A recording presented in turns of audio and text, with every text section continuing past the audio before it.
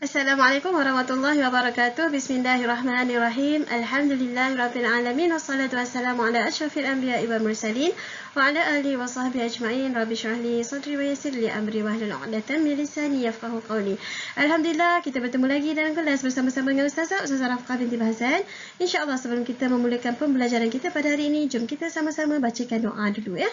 Bismillahirrahmanirrahim. Allahumma aftah alaina hikmataka wa انشر علينا من خزائن رحمتك يا أرحم الراحمين. اللهم فكهنا في الدين وعلمنا تأويل. اللهم فكهنا في الدين وعلمنا تأويل. اللهم فكهنا في الدين وعلمنا تأويل. آمين آمين يا رب العالمين. Okey, budak-budak semua apa khabar? Alhamdulillah, insyaAllah bersyukur. Kita Alhamdulillah hari ini diberi peluang, diberi rezeki untuk bersama-sama belajar. InsyaAllah gunakan nikmat yang ada, bersyukur dengan nikmat apa yang ada dengan sebaik-baiknya. Okey, murid-murid, minggu lepas kamu dah belajar surah At-Tin bersama dengan Ustaz Syahrazan kan? Okey, jadi minggu ini Ustazah akan sambung. Minggu lepas apa yang kamu belajar dengan Ustaz Syahrazan? Kamu belajar Ustaz Syahrazan dengan bacaan kamu. Kemudian Ustaz Syahrazan ajar kamu tentang Mat Iwat, betul tak? Kemudian Ustaz Syahrazan bimbing kamu untuk hafal ayat 1 sampai 4, betul? Sepatutnya pada minggu ni kamu dah hafal dah. Kamu dah ingat dah 1 sampai 4. Okey, jadi kita akan sambunglah insya-Allah. Okey, bersama-sama Ustazah hari ini, Ustazah akan sentuh berkaitan dengan surah At-Tin selain daripada pembelajaran minggu lepas lah. Kita akan belajar surah At-Tin lama ya. Minggu depan pun masih lagi surah At-Tin. Jadi peluang yang ada ni kita akan kaji, kita akan belajar tentang surah At-Tin. Kita kena fahami surah At-Tin sebaik-baiknya insya-Allah.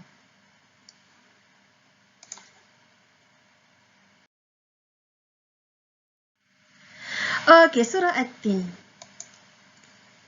Dah belajar? Ada tak Ustaz Syahmi sentuh minggu lepas? Okey, surah At-Tin merupakan surah yang ke-95 di dalam Al-Quran. Benda dia dalam buku teks ada ya. Ustazah nak terangkan balik je dah. Okey, surah yang ke-95 dalam Al-Quran. Ustazah dah sentuh, dah ulang banyak kali. Al-Quran ada 30 juzuk. Al-Quran ada 114 surah. Benda basic ni kamu kena ingat. Kita sebagai orang Islam, benda basic ni kita kena ingat. So, Al-Quran ada 30 juzuk. Al-Quran ada 114 surah. Itu basic. Memang kita kena ingat. Surah At-Tin merupakan surah yang ke-95 di dalam Al-Quran. Bermaksud surah At-Tin berada dalam juzuk yang ke-30. Okey, surah At-Tin dinamakan surah At-Tin ni surah Makiyah. Bila surah itu dinamakan Makiyah, dia ada dua pendapat ya. Ada pendapat pertama, dia kata surah Makiyah itu adalah surah yang diturunkan di Mekah. Surah Madaniyah itu adalah surah yang diturunkan di Madinah. Ada pendapat yang kedua menyatakan surah Makiyah adalah surah yang diturunkan sebelum Nabi berhijrah ke Madinah. Nabi berada di Mekah selama 13 tahun sebelum Nabi berhijrah. Bila Nabi berumur 53 tahun, Nabi dah mula berhijrah ke Madinah. Jadi surah Madaniyah adalah surah yang diturunkan selepas Nabi berhijrah ke Madinah. Nabi berhijrah ke Madinah. Nabi Muhammad duduk di Madinah selama 10 tahun. Kemudian di usia Nabi Muhammad 63 tahun, Nabi Muhammad wafat di Madinah. Itu juga benda basic yang kita kena tahu, okey? Seterusnya, surah At-Tin mengandungi 8 ayat. Surah At-Tin mengandungi 8 ayat. Minggu lepas kamu dah belajar 1 sampai 4. Minggu ni Ustazah tak pergi banyak pun sebenarnya sebab Ustazah nak ceritakan tentang lain berkaitan dengan surah At-Tin. Minggu depan insya-Allah kita akan sambung hafal. Okey? Okey, surah At-Tin dia menceritakan tentang keistimewaan kejadian manusia. Kita ni, bila kita nak hafal Quran, Al-Quran ni kita kena faham tau. Al-Quran diturunkan sebagai panduan kepada manusia. Macam mana kita nak jadikan Al-Quran itu panduan kalau kita tak faham? Betul tak? Sebab itu penting kamu kena belajar bahasa Arab. Sebab itu penting kamu kena menguasai bahasa Arab. Sebab bahasa Arab itu adalah bahasa Al-Quran. Bahasa Arab itu adalah bahasa syurga. Kita tak mampu untuk memahami Al-Quran dengan sebaik-baiknya kalau kita tak menguasai bahasa Arab. Mulai hari ini kamu kena tanam azam. Kamu kena bertekad, saya kena belajar bahasa Arab betul-betul. Sebab saya nak faham Al-Quran. Al-Quran ini adalah panduan hidup saya. Al-Quran ini adalah pegangan hidup saya sebagai seorang Islam. Okey, jadi hari ini Ustazah nak terangkan, nak ceritakan apakah yang berkaitan dengan surah At-Tin yang kamu hafal ni.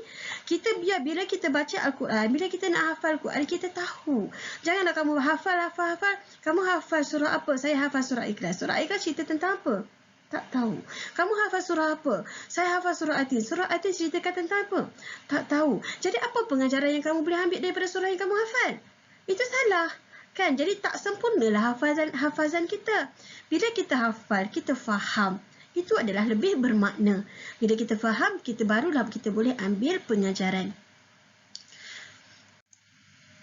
Okey, jom kita sama-sama perdengarkan dulu bacaan surah At-Tin.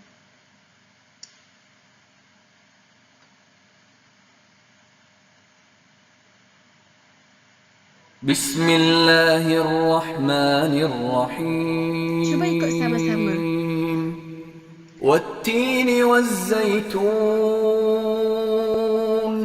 وطور سينين وهذا البلد الأمين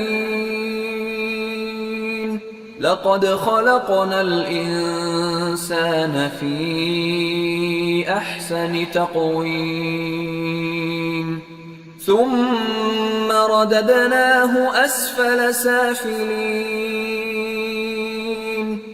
إلا الذين آمنوا وعملوا الصالحات فلهم أجر غير ممنون فما يكذبك بعد بالدين أليس الله بأحكم الحاكمين.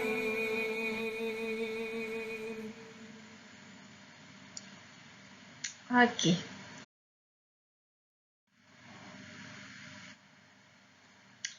Kita tengok. Jom kita baca sama-sama. Bismillahirrahmanirrahim. Wattini wazzaytun wa turi sinin wa hadzal baladil amin. Laqad khalaqnal insana fi ahsani taqwim. ثم رددناه أسفل سافلين إلا الذين آمنوا وعملوا الصالحات فلهم أجر غير ممنون فما يكذبك بعد بالدين أليس الله بأحكم الحاكمين. Okay.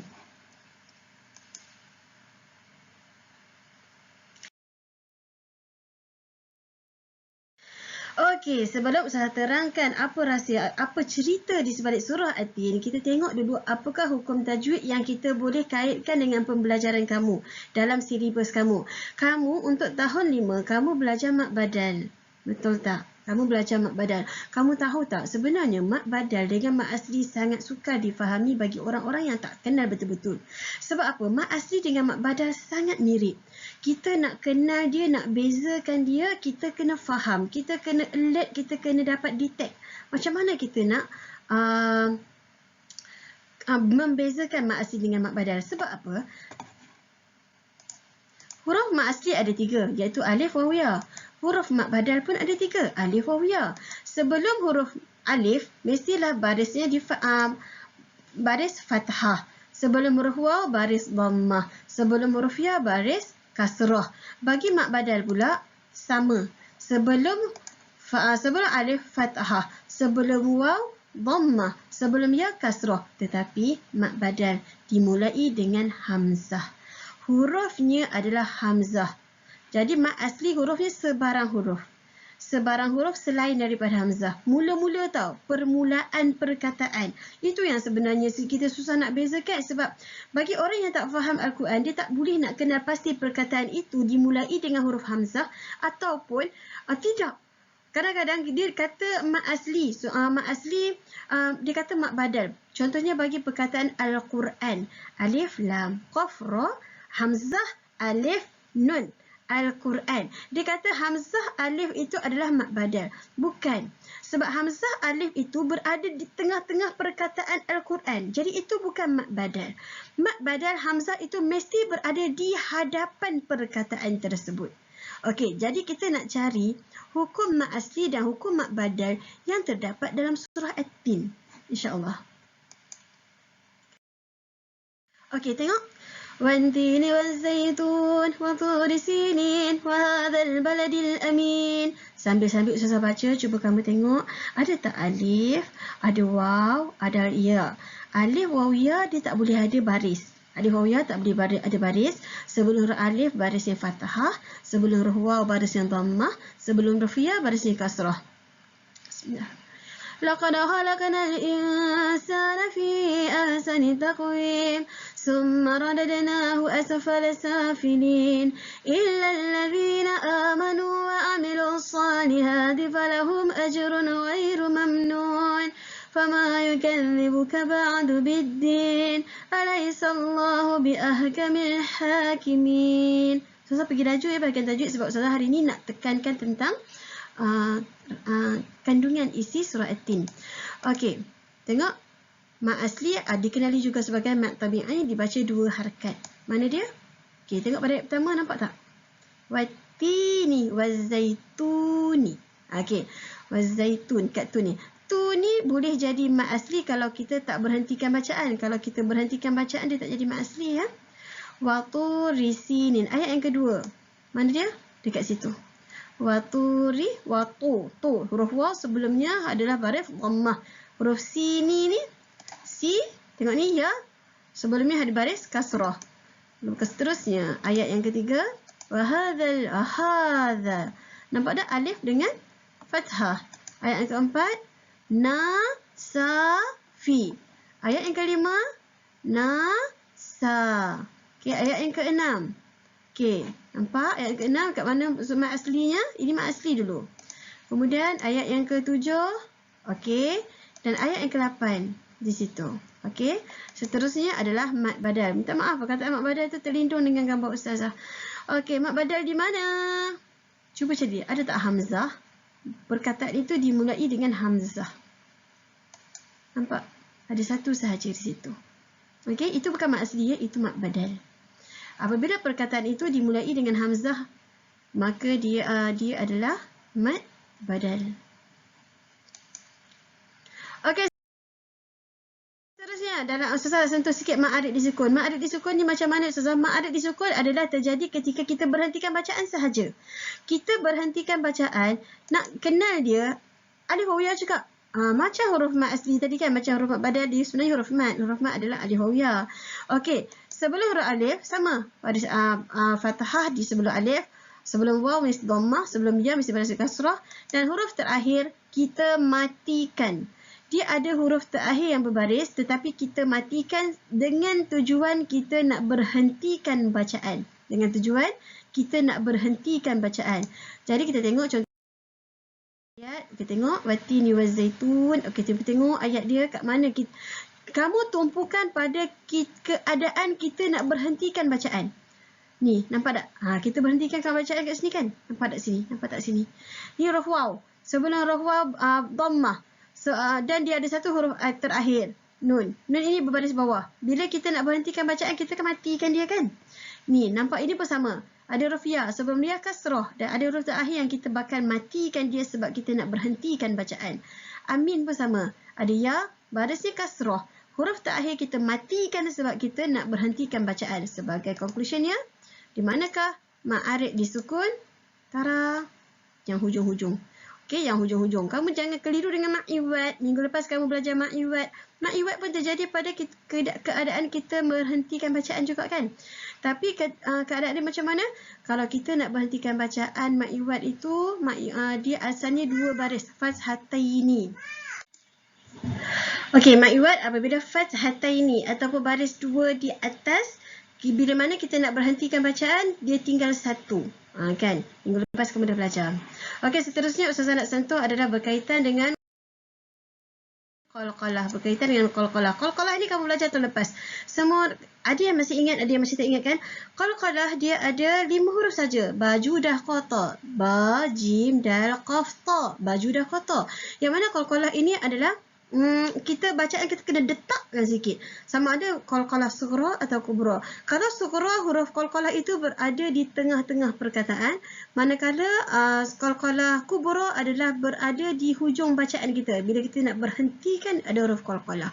Di dalam surah At-Tin ini, di dalam surah At-Tin ada qalqalah sughra sahaja di tengah-tengah bacaan saja. Okay, kamu tengok pada ayat keempat. Laqad. Laqad. Khalaq. Khalaq. Kamu kena detakkan sikit. Taqwim. Tak. Dia ada detak di situ. Kemudian pada ayat yang ke-5. Summa radadnahu. Kemudian pada ayat yang ke-6. Falahum ajrun. Okey, detak sedikit. Kalau huruf qalqalah itu berada di hujung, letak dia agak kuat sikit. Okey.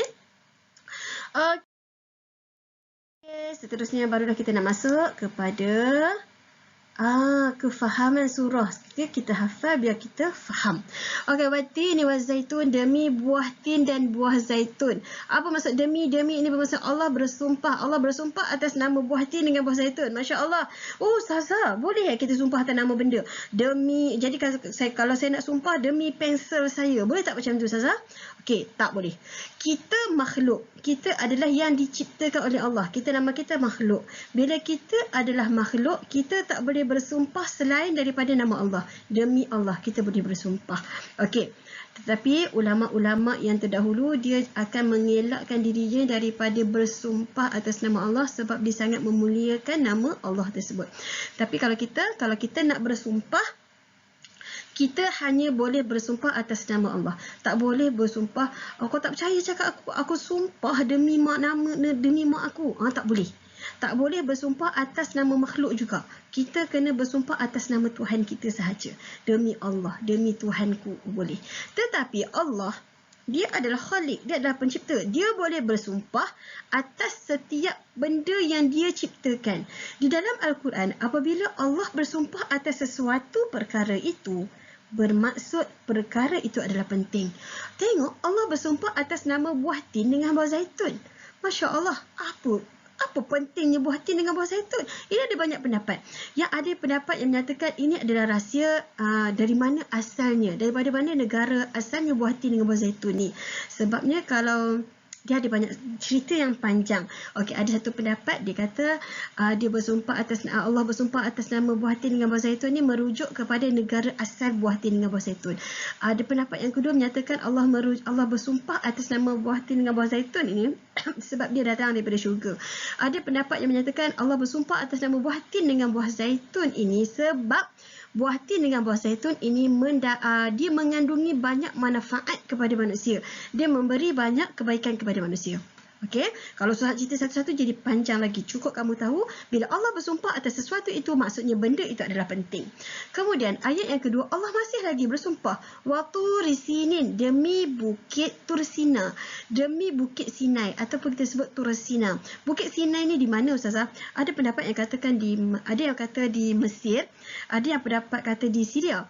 Tapi dua-dua ada hujah masing-masing sebab kita tak tahu exactly bukit ni di mana.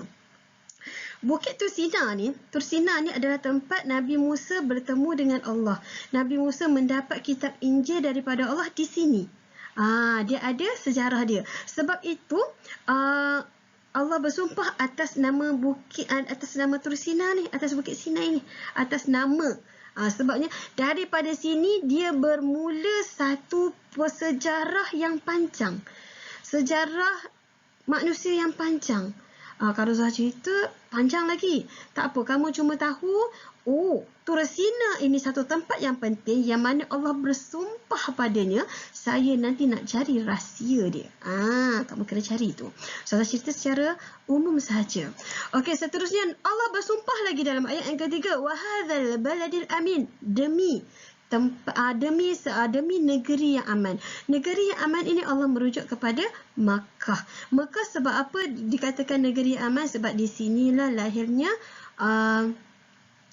penghulu sekalian Nabi dan Rasul, iaitu Nabi Muhammad SAW. Di sini jugalah bermula turunnya Al-Quran. Di sini ada banyak sangat keistimewaan yang Allah berikan. Di sini Mekah ada satu-satunya kata tanah haram yang tidak boleh dimasuki oleh orang kafir. Kan? Dinamakan tanah haram. Sebab itu dinamakan tanah haram. Sebab orang kafir tak boleh masuk, ya. Hanya orang Islam saja dibenarkan masuk. Okey, seterusnya pada ayat yang keempat. Laqad khalaqnal insana fi ahsani taqwim. Sesungguhnya kami telah menciptakan manusia dengan sebaik-baik penciptaan. Sebab itulah surah At-Tin dikatakan dia menceritakan tentang keistimewaan kejadian manusia. Rupa-rupanya dalam surah At-Tin ni Allah ceritakan Allah memilih manusia adalah satu makhluk yang sangat istimewa, yang mana kita sebagai makhluk, kita adalah makhluk yang paling sempurna diciptakan oleh Allah. Tak ada. Kalau kita nak dibandingkan dengan malaikat, kita lebih sempurna. Kita nak dibandingkan dengan apa saja yang kamu nak bandingkan, kamu bandingkanlah. Tetapi kita adalah yang paling sempurna. Bersyukur kita. Allah jadikan kita sempurna. Alhamdulillah. Terima kasih ya Allah. Jadi atas kesempurnaan ini, kita kena sedar diri, kita kena gunakan sebaik mungkin untuk mendapat keredaan Allah. Macam mana gambaran kesempurnaan kita? Okey, daripada dalam kandungan, step by step perkembangan kita daripada dalam kandungan mak kita tu, step by step memang macam tak terjangkau di akal. Memang kata Masya Allah, betapa telitinya Allah ini menciptakan manusia sedetail-detailnya. Okey, sampailah membesar sebagai kita, sebagai kamu ni, membesar sebagai kamu. Mana keistimewaan kita? Kat mana Ustazah? Yang paling istimewanya kita ni adalah pada akal kita. Apakah yang membezakan kita dengan malaikat adalah akal kita. Apakah yang membezakan kita dengan makhluk lain adalah akal kita. Sebab itu akal kamu, otak kamu gunakan sebaik mungkin. Sebab itulah yang membezakan darjat kita berbanding dengan makhluk yang lain. Okey? Seterusnya, summa radadnahu asfala safilin. Kemudian tadi Allah ceritakan Allah yang menjadikan manusia ni dalam sebaik-baik kejadian, dalam sempurna sekali makhluk Allah itu adalah manusia. Kemudian dalam ayat yang kelima Allah cerita pula, kemudian kami kembalikan dia ke tempat yang paling rendah. Allah angkat kita menjadi seorang yang sempurna, tetapi Allah jatuhkan kita balik ke tempat yang paling rendah. Apa rahsia dia? Apa benda ni Ustazah? Okey, di sini ulama berpendapat. Ada dua pendapat. Yang pertama, sesempurna pun kita, walau sesempurna mana pun kita, satu hari kita akan sampai satu tahap kita tak ada upaya lagi dah. Daripada kecil, daripada kita tak berupaya, kita lahir, kita baby, kita tak ada upaya. Mak kena dokong, mak kena suap makan, mak kena mandikan. Bermaksud kita tak ada upaya kan. Kita tak diurus diri sendiri. Sampailah kita membesar, kita dah jadi seorang yang boleh menguruskan diri. Seorang, bila kamu besar lagi, kamu boleh jadi seorang yang berjaya, boleh jadi orang yang kaya, boleh jadi orang yang ternama. Apa-apa saja kamu nak jadi boleh. Okey, kemudian kamu akan meniti fasa yang mana kamu takkan berjaya selamanya, kamu takkan kaya selamanya, kamu takkan kuat selamanya. Sampai satu tahap kamu akan makin tua, makin tak mampu, makin tak berdaya. Itu ada pendapat ulama yang nyatakan itulah kita. Maksudnya daripada tidak berupayanya kita, Allah jadikan kita seorang yang kuat, kemudian Allah kembalikan kita menjadi orang yang tidak berupaya semula. Okey, itu menunjukkan apa? Menunjukkan kita perlu bergantung kepada Allah. Allah lah satu-satunya kuasa yang tidak ada kekurangannya. Okey, membezakan kita dengan Allah kan. Itu pendapat yang pertama. Pendapat yang kedua adalah asfala safilin. Ke tempat yang paling rendah ini adalah merujuk kepada neraka Jahannam. Yang mana neraka ini diberikan kepada orang yang tak sedar diri. Allah dah jadikan engkau dengan sesempurna keadaan. Allah angkat engkau, jadikan makhluk yang paling sempurna. Tiba-tiba engkau tak nak taat pada perintah Allah. Engkau tak patuh pada perintah Allah. Apa yang Allah suruh buat, kau tak buat. Apa yang Allah tak bagi buat, engkau buat. Jadi engkau layak engkau tempat engkau di mana? Dalam neraka. Tempat yang sehina-hina tempat itu. Okey, tempat yang paling rendah, tempat yang paling hina, iaitu neraka. Na'udzubillahi min zalik. Sebab itu kita kena waspada. Allah dah bagi tahu kita, kamu manusia, Allah jadikan kamu sempurna. Jangan sesekali kamu tergolong dalam golongan yang Allah campakkan pada tempat yang paling rendah. Kemudian pada ayat ke-6, illa allazina amanu wa amilus salihat falahum ajrun ghairu mamnun. Melainkan orang-orang yang beriman dan mengerjakan amal soleh, maka bagi mereka pahala yang tiada putus-putusnya. Tadi Allah bagi warning dekat kita kan. Summa radadnahu asfala safilin. Itu amaran daripada Allah. Kamu boleh Allah humbankan kamu ke neraka. Tetapi ayat yang ke-6 pula, Allah pujuk kita balik. Allah redakan balik hati kita. Tadi masuk neraka. Tapi ayat yang ke-6 ni Allah pujuk balik kita. Melainkan, kecuali kalau kamu beriman, kamu buat amalan soleh, kamu tak masuk dalam neraka. Maksudnya macam tu syarat dia. Syarat dia kalau kita tak nak masuk neraka, kita kena beriman dengan Allah, kita kena buat amalan yang soleh. Kalau kita beriman dengan Allah, kita buat amalan yang soleh, maka Allah akan memberi ganjaran pahala yang tidak putus-putus kepada kita. Pahala Allah ni tak dapat diukur dengan nilai tau, infinity. Kalau nak cerita tentang nilai pahala daripada Allah ni infinity tau. Maksudnya besarnya pahala daripada Allah. Kamu tak tahu nak cerita bayangkan. Kita baca Al-Quran kan. Nabi Muhammad kata bila kita baca Al-Quran, 1 huruf Allah bagi 10 pahala. 1 huruf. Kamu bayang kamu baca surah Al-Fatihah tu ada berapa huruf? Cuba kamu kira, rajin tak? Kalau rajin sangat, kiralah. Kira surah Al-Fatihah tu ada berapa huruf, kamu darab dengan 10. Baru baca surah Al-Fatihah. Surah Al-Fatihah baca selalu kot, hari-hari kot baca kan. Mudahnya Allah nak bagi kita pahala. Sebab tu kita jangan sia-siakan. Okey? Kemudian ayat, apa itu? Apa itu perkara-perkara yang amal soleh? Tengoklah amal soleh. Salat, ini kewajipan lah. Kalau macam solat, haji, ini adalah kewajipan kita mesti buat. Pilihan kita baca Quran, ini pilihan. Bagi hadiah, menggembirakan orang lain, itu adalah pilihan. Memberi sedekah, itu adalah pilihan. Menziarahi orang sakit, itu adalah pilihan. Berbuat baik bersama kawan, itu adalah pilihan. Tetapi semua ini adalah amalan yang soleh lah. Maksudnya kita ni nak buat baik banyak pilihan kan? Seterusnya ayat ke-7 dan ayat ke-8.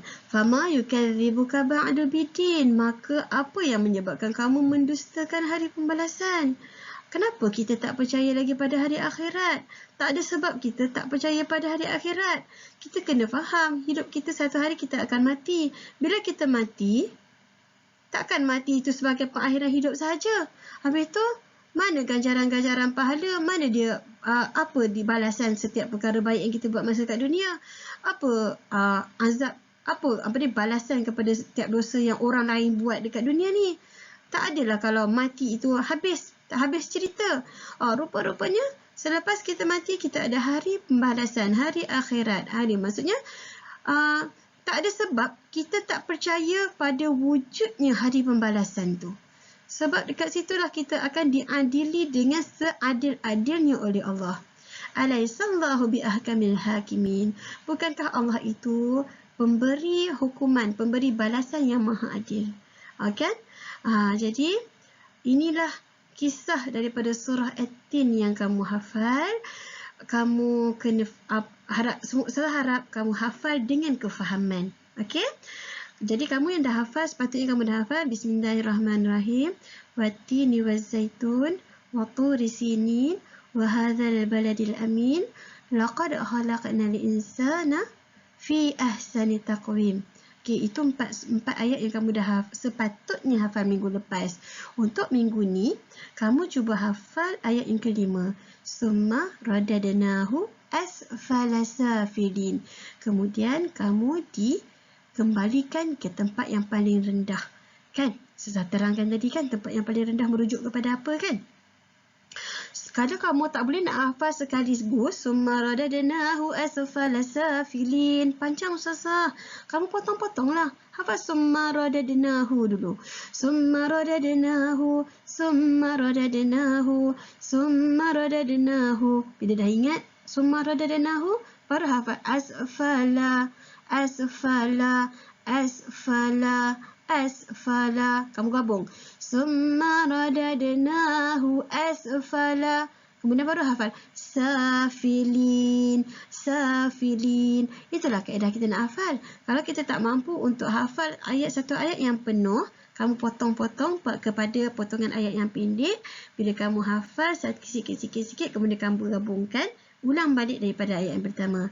Wattini wazzaitun wa turi sinin wa hadzal baladil amin. Laqad khalaqnal insana fi ahsani taqwim. Summa radadnahu asfala safilin.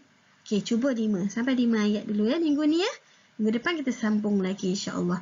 Tapi pastikan minggu ni kamu dapat 5 ayat, hafal 5 ayat berserta dengan kefahaman apa yang kamu hafal itu insya-Allah. Okey, sampai di sini sahaja dulu bersama dengan Ustazah. Kalau kamu tak faham, kamu boleh ulang balik tengok video ni. Mudah-mudahan segala ilmu yang kamu perolehi pada hari ini diberkati oleh Allah insya-Allah. Okay, bismillahirrahmanirrahim. Subhanakallahumma wa bihamdika asyhadu an la ilaha illa anta astaghfiruka wa atubu ilaik. Wal 'asr innal insana lafi khusr illa alladhina amanu wa 'amilus solihat wa tawasaw bil haqq wa tawasaw bis sabr. Wabillahi taufiq wa hidayah. Assalamualaikum warahmatullahi wabarakatuh.